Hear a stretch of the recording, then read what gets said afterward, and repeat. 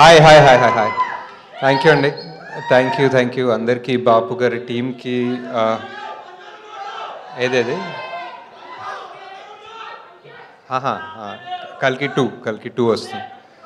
So బాపు గారి ప్రొడ్యూసర్కి full team technicians actors డైరెక్టర్కి అందరికీ thank you so much first నన్ను ఇక్కడికి పిలిచినందుకు. అండ్ నేను ట్రైలర్ చూశానండి.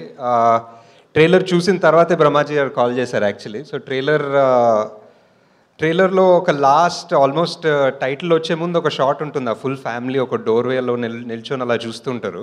సో జస్ట్ అంటే ఏం చూస్తున్నారు, ఏం చేశారు వీళ్ళు, ఏం జరిగింది సినిమాలో అని ఒక చిన్న క్యూరియాసిటీ ఉంటుంది. ట్రైలర్ కూడా చాలా బాగా కట్ చేశారు. And it felt like really good film. బాగుంది సార్ మీ fan sir, thank you sir.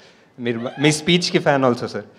So just అంటే ఇప్పుడు కల్కి పెద్ద బడ్జెట్ అలా ఇది చిన్న బడ్జెట్ అలా పెట్టుకోకుండా మన తెలుగు సినిమా ఆడియన్స్ బేసిక్లీ ఎంత మంచోళ్ళు అంటే సినిమా బాగుంది అంటే ఫస్ట్ షో సెకండ్ షో లోపల టాక్ వెళ్ళిపోతుంది, సెకండ్ డే హౌస్ఫుల్స్ ఉంటాయి, అండ్ థర్డ్ డే నుంచి మళ్ళీ తండేలు అన్నారా high. So yeah just beautiful అండి. సో ఐ థింక్ ఈ సినిమా అన్ని గుడ్ వైబ్స్ ఉన్నాయి. ట్రైలర్ చాలా బాగుంది, మ్యూజిక్ చాలా బాగుంది, అండ్ కాస్ట్ ఆబ్వియస్లీ అందరు చాలా talented each and every one. అంటే మనీ కూడా మన మేమ్ ఫేమస్లో ఉన్నాడు అండ్ మేల్లో కూడా చేశాడు అండ్ చాలా ఇంటెన్స్ ఉంటాడు స్క్రీన్ మీద. బ్రహ్మాజీ గారి గురించి ఎక్కువ చెప్పనవసరం లేదు, అందరు ఆల్రెడీ చెప్తారు. సార్ జాతి ఒక్క మాట చెప్పమంటారా సార్? మన డైలాగ్ ఏంటి సార్ జాతిరత్నాల్లో? నాలెడ్జ్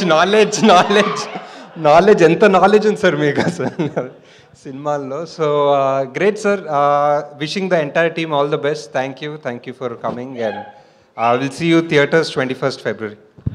సార్ మీ బాపు గురించి అందరూ మా బాపు గురించి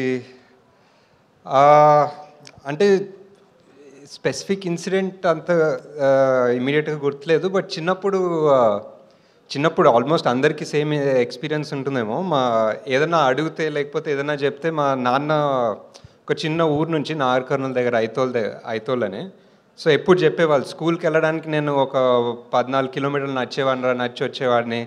నీకు ఇప్పుడు పెన్ కావాల్సి వచ్చిందా, పెన్సిల్ కావాల్సి వచ్చిందా అని చెప్పి చిన్నప్పటి నుంచి ప్రతి దానికి ఆయన చిన్నప్పుడు పడే కష్టాలు, ఆయన చిన్నప్పుడు కష్టపడి వంటలు చేసుకుంది, హాస్టల్లో ఉంది అన్నీ చెప్పేవాళ్ళు. సో ఏంటి అంటే ఆబ్వియస్లీ ఏంటి ప్రతిదానికి ఇదే చెప్తున్నారు స్టోరీ అనుకునేవాడిని చిన్నప్పుడు. కానీ నాకు మొన్ననే అంటే నేను కూడా ఇప్పుడు బాపోయాను, నాకు కూడా ఒక పిల్లోడు ఉన్నాడు. సో 2-3 years బ్యాక్ నేను కూడా రిషి గారికి అదే చెప్తున్నాను అనమాట, నా చిన్నప్పుడు ఎంత కష్టం ఉండేది తెలుసారా నీకు అని. సో అప్పుడు వెళ్ళి బాపుకి హక్ చేసుకోవాలనిపించింది బేసిక్లీ, అంతే ఇంకా that's all. Thank you so much అందరు బాపులు